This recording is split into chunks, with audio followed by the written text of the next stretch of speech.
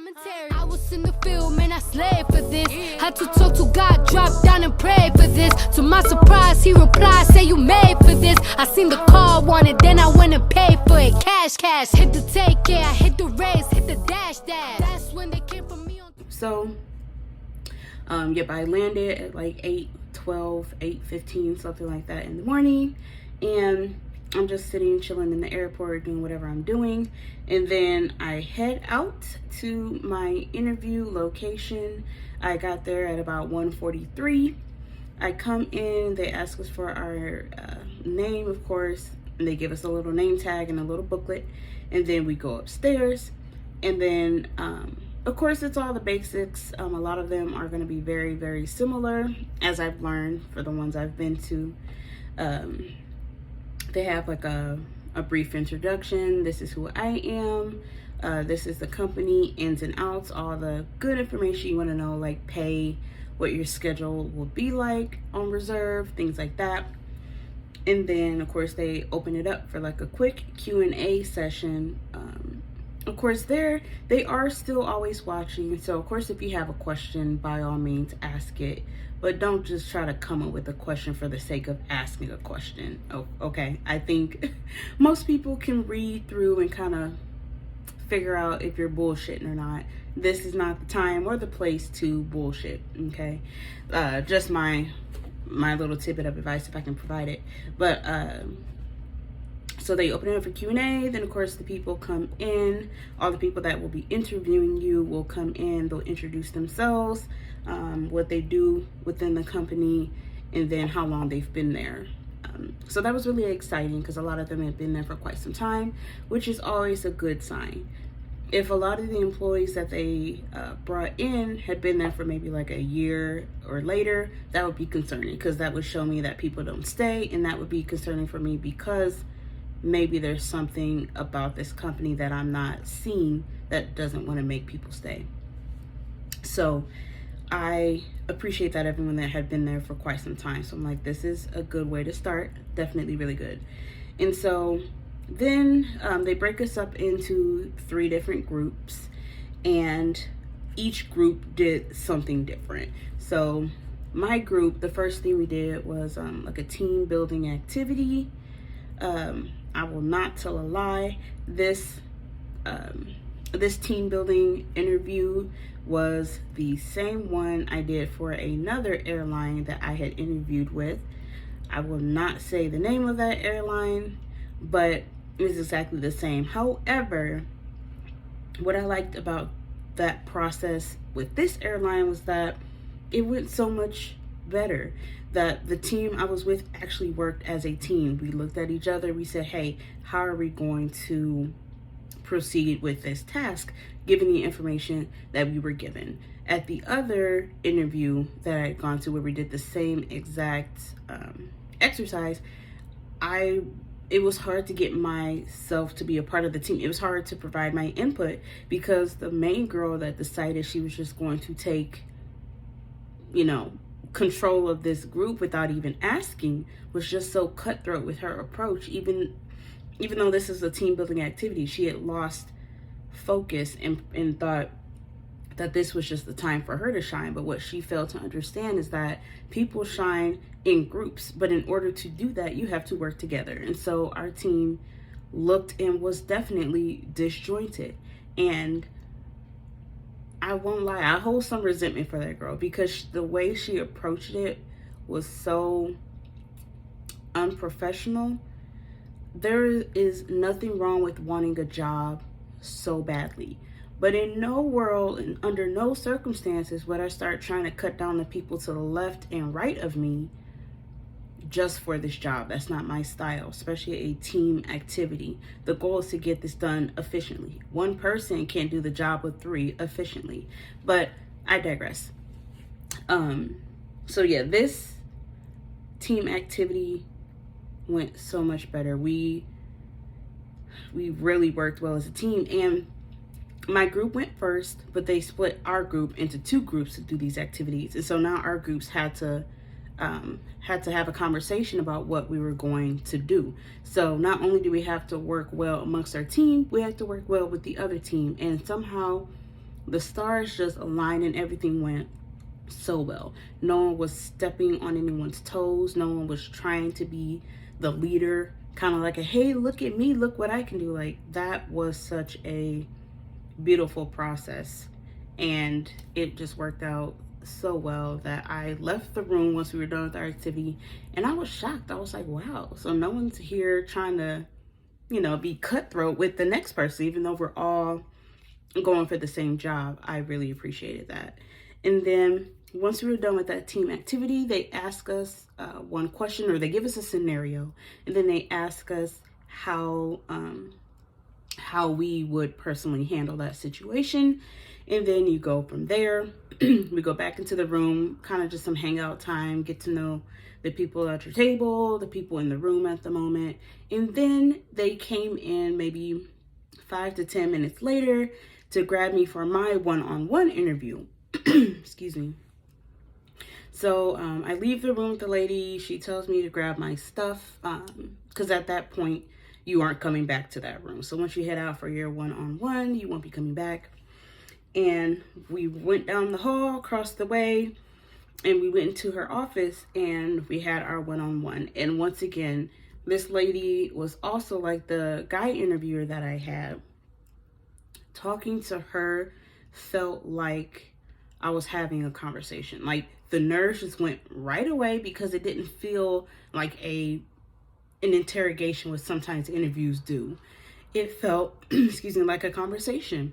And there was a job that I had that she seemed to be very, very interested in. And I was like, no problems. I have so many stories that could probably fit any of these questions that I was just going to take that in and run with it. So when you're in an interview, you definitely want to take advantage. If someone seems interested in whatever job you had, use that as your segue. Give them a story and then go from there. So we talked about one of the jobs I've had and how there are TV shows that show the job I used to work in, that field. And she said she loved them. I was like, great, so do I. Like, it just was so easy. And they only asked me 4 questions, 4. And I won't lie, there must be something about this building or something, because as soon as I walk out the room, I could not remember what the questions were for the life of me. So my apologies there, but I don't remember what she asked, but there were only 4 questions, and it went by so quickly, and we spent, honestly, the rest of our interview time just chatting. I learned about her work history, and it just, I think, of course, without forcing it, because I don't know if you guys can tell, I'm a bit of a talker. So having a conversation with someone I've never met before is not a problem for me. But if you are able to kind of force your interview, well, I guess if you could force yourself to see your interview as a conversation, I think you should be fine, because then it takes that pressure off of you from feeling like you're answering questions incorrectly. Just be genuine. Just be yourself, as generic as it sounds. Because like I said earlier, people can read bullshit. You can smell it from a mile away. Just go in there and be who you truly are. So that portion went by so quickly. And I think she was so impressed with, I don't know, me, my work history, or just how we conversed like so well, that she was like, you know what, you're good. And I was like, oh, but it hadn't been confirmed yet. So I had a little boost of confidence. I was like, all right, we should be all right. But of course, she didn't tell me for sure. Once you are done with your interview, they will do a reach test. So I don't remember how tall it was. Obviously I'm tall enough, but they just have you take your shoes off. I think the website said you have to be 5'2" without shoes. That I don't know, but you are able to stand on your toes to make sure you reach like a certain bar that's on the wall.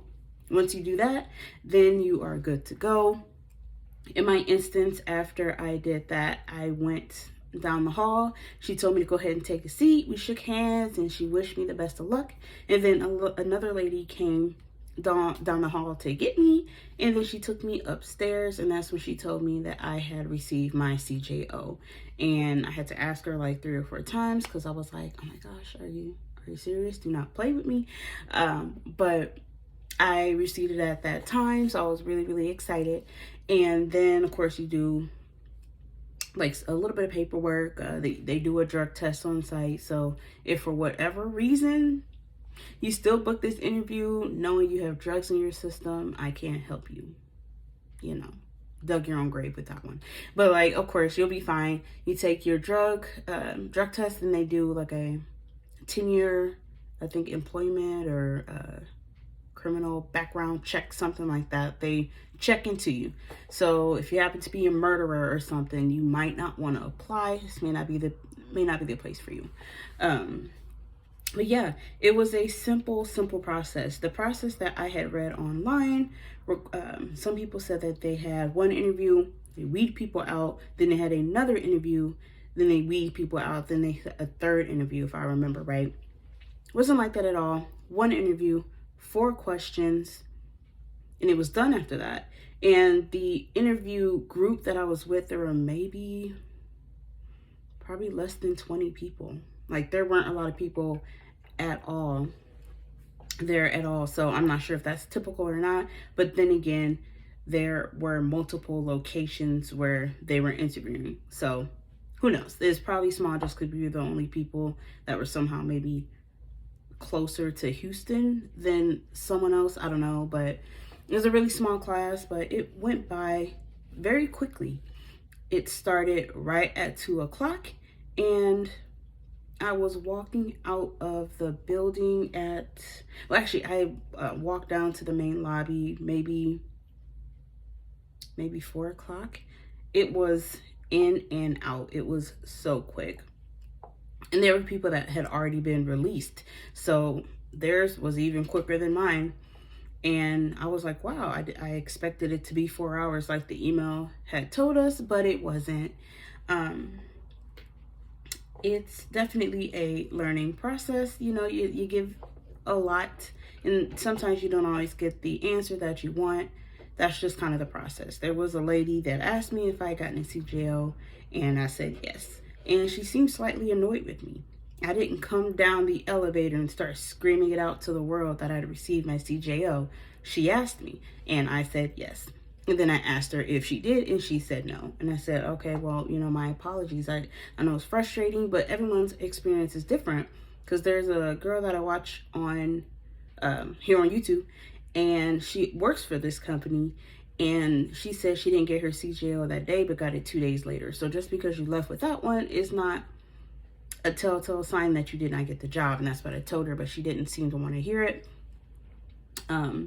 You take the good with the bad. If I had $1 for every time an airline told me no, I could probably have a full tank of gas, because a lot of these places that have told me no, I've applied multiple times. And not everyone's gonna be that magical unicorn to try out for a Mainline Airline and get it the first try. Like, that's not everyone's story. That's not typical, and it definitely wasn't my story. So that's what I told her. I'm like, you know, you can't win them all.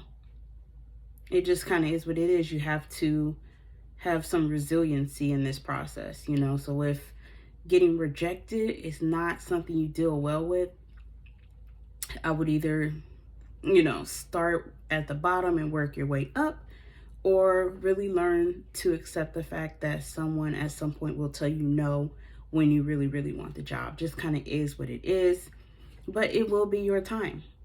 You just have to give it time. So I thought I would just kind of run through my process for those of you guys still applying or thinking of applying. Definitely go for it, but I thought I would just spread a little bit of positivity at the beginning of this year, and hopefully I will go ahead and upload some videos once I figure out when my training day is, and then kind of walk you guys through training and how that's all going and what you guys can expect.